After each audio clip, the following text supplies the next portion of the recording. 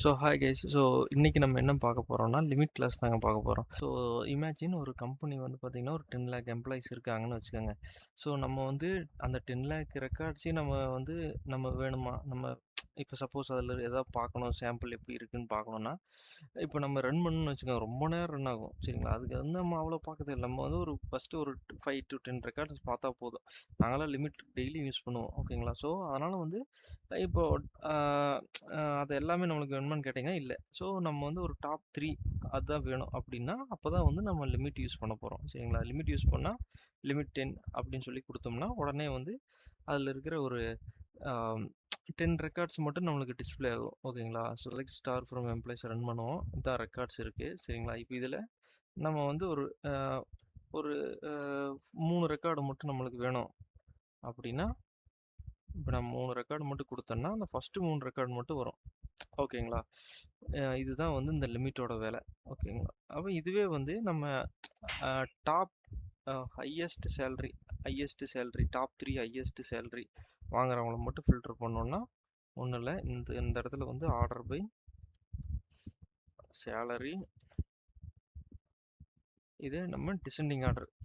ஏன்னா வந்து அப்போ தானே நம்ம டிசெண்டிங் ஆர்டரில் அதில் டாப் 3. ஓகேங்களா? ஸோ அவ்வளோதாங்க. இவங்க 3 பேர் தான் வந்து டாப் 3 சேலரி வாங்குறவங்க. ஸோ இப்படி தான் வந்து நம்ம லிமிட் யூஸ் பண்ணணும். ஓகேங்களா?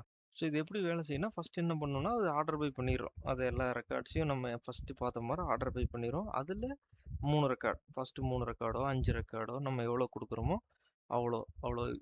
இப்போ ரியல் வேர்ல்டு எக்ஸாம்பிள் பார்த்தீங்கன்னா, ஒரு top 10 expensive products from Amazon அப்படின்னா, அப்போ அந்த order by price descending order limit 10 கொடுத்தீங்கன்னா, அப்போ எக்ஸ்பென்சிவ் ப்ராடக்ட்ஸ் அது மட்டும் நம்மளுக்கு டிஸ்பிளே ஆகும். ஸோ இன்டர்வியூ கொஸ்டின்ஸ் எப்படி கேட்பாங்கன்னா, செலக்ட் ஸ்டார் ஃப்ரம் எம்ப்ளாயிஸ் இல்லை select star from employees limit 10 இதில் வந்து எந்த கொரி பெட்டர் அப்படின்னு சொல்லி கேட்பாங்க.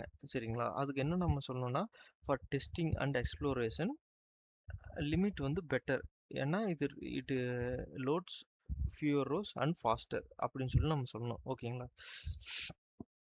மெயினாக வந்து அந்த லிமிட் அந்த த்ரீன்னு போட்டிருங்களா, அதில் சிங்கிள் கோட் வந்து நிறைய பேர் யூஸ் பண்ணுவாங்க. நம்ம அந்த இன்டிஜர் கொடுக்குற இடத்துல எந்த இடத்துலையுமே நம்ம வந்து சிங்கிள் கோட் கொடுக்க தேவையில்லை. சரிங்களா?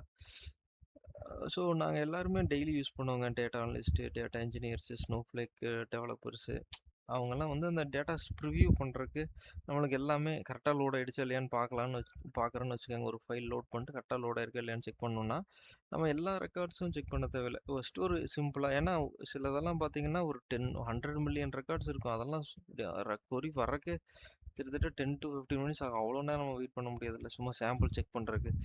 ஸோ அதனால் வந்து நம்ம லிமிட் யூஸ் பண்ணுறோம். ஸோ அவ்வளோதான் கைஸ். தேங்க்ஸ்.